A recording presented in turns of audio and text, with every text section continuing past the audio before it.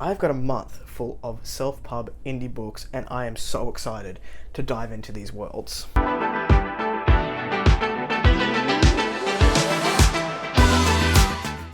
Hello everyone, welcome back to A Fictional Escapist. My name is Chris and today's video is all about my June TBR.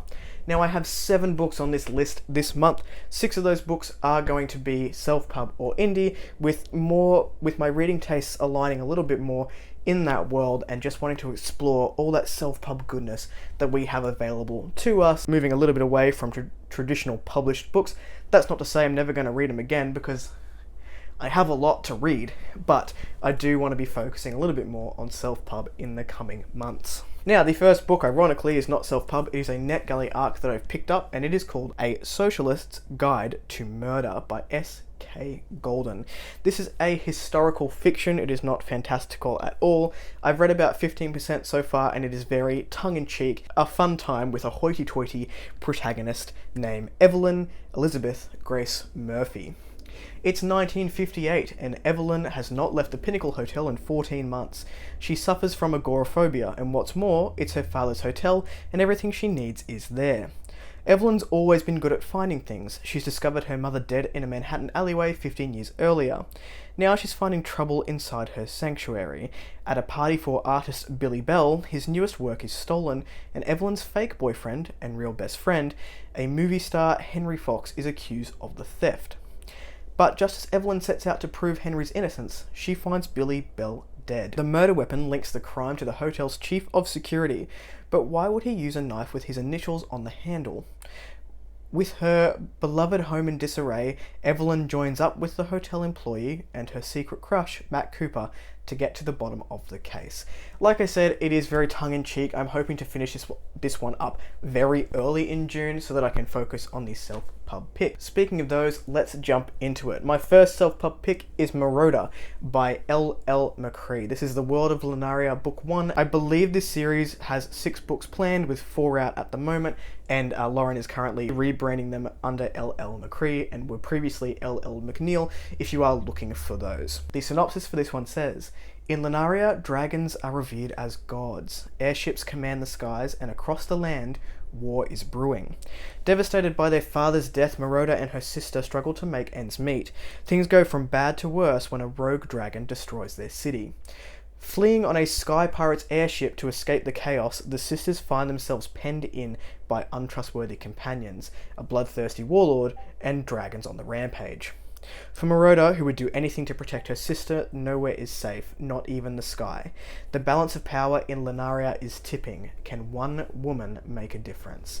It sounds interesting. I am really interested in L.L. McCree's writing ever since I read The Citron Key earlier this year, but I wanted to jump into one of her older series and get a bit of a feel for that writing here, so I'm going to pick this one up early this month. The next 2 books I have on this list are in the SPFBO 8 competition that is being run currently by Mark Lawrence. If you are interested in that competition, I'll pop a link down below. The first one is Fangs of War by E.J. Doble. After the brutal execution of Prevenchi's king, I pronounced that wrong, by the roving forces of Taraz, a new military government vaults into power with the nefarious Alvarez at the helm.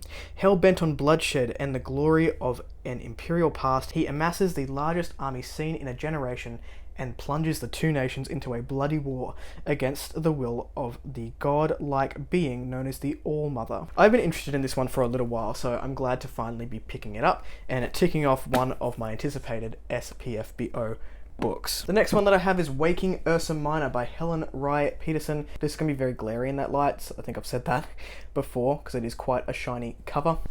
This one says, as Geslin suffocates in extreme heat, Seracala watches the nomadic clans make their way across the plains on their annual pilgrimage and resigns herself to the monotonous life of servitude at the institution which raised her.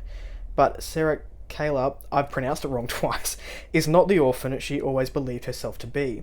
On the night a crazed assassin tries to kill her, her heritage is revealed, catapulting her into an island-hopping fight for survival and the search for the fabled Stone of Rivida. I'm sorry, Helen, if I pronounce all of this wrong. The sundered islands of Riverdar are dying. The earth magics that protected and sustained them before the Rivening are unbalanced, dwindling in some areas while stifling others. As time runs out and tensions rise, the countries teeter on the brink of war, starvation, and extinction. A way to save them has just arisen from the realm of rumor, but brother Ocraphus of the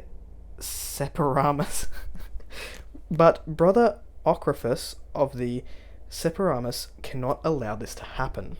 Not only will Seracala's quest lead her to her long-lost family, rumour has it that she who wields the stone will restore the islands of Riverdar to their former glory. Rumour also has it that in doing so, she will unleash the evil that split them. Sounds pretty rad to me. This is a chunky book. It's about 700 pages.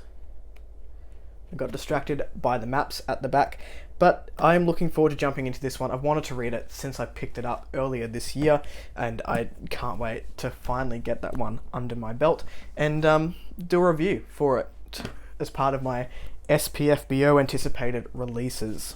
The next one that I'm going to pick up will be an audiobook. I've been meaning to read this author for so long since I heard about his first book. This is The Voice of War by Zach Argyle. The world will change forever.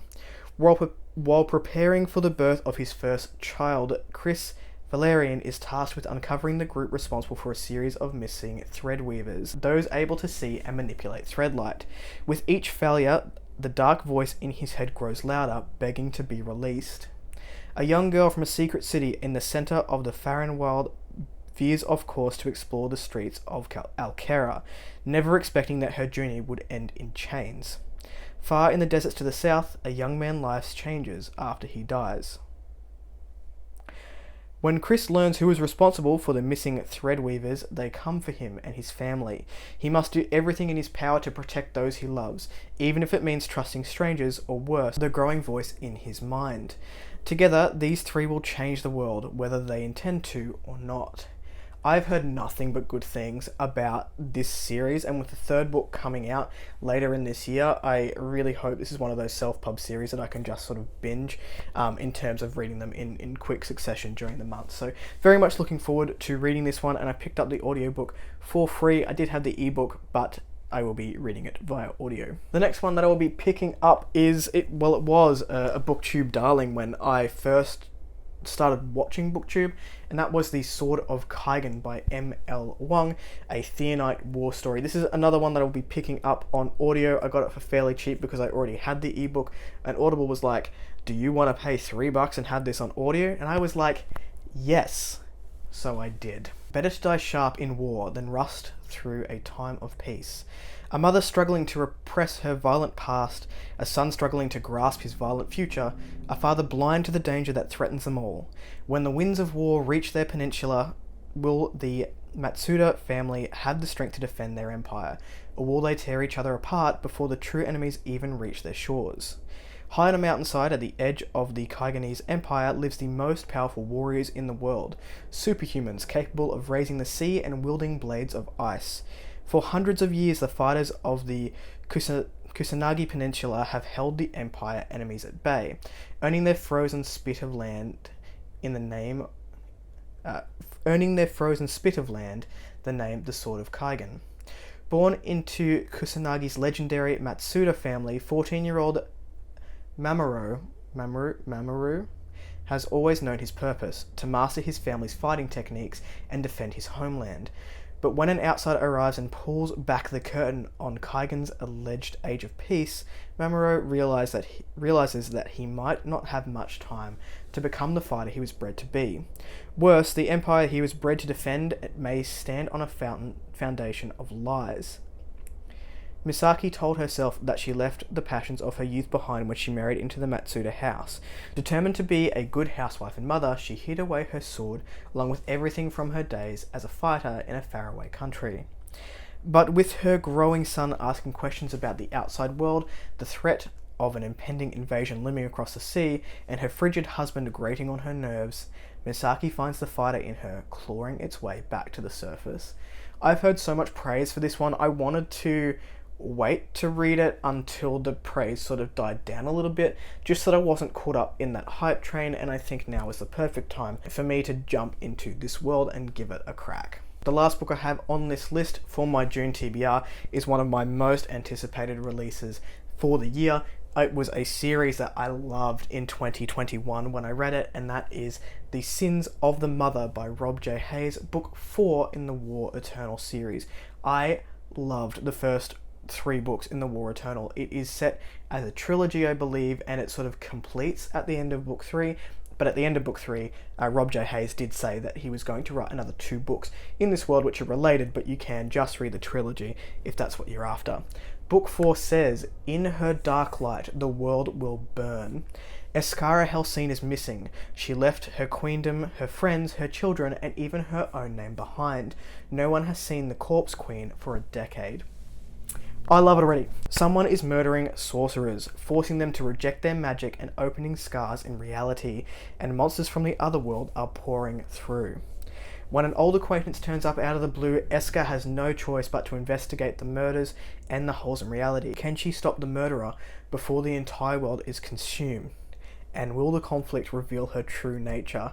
I can't wait for this book. I wanted to read it as soon as it came out. I thought, no, we have a TBR. We will stick to the TBR, and then I thought in June I would throw the year TBR in the bin and look at self-pub. That is it from me. What are you planning on reading in the month of June? Please let me know in the comments below. If you like the content, give it one of these. If you want to see more of it, then click subscribe at your will, and I will catch you in the next video. Ciao.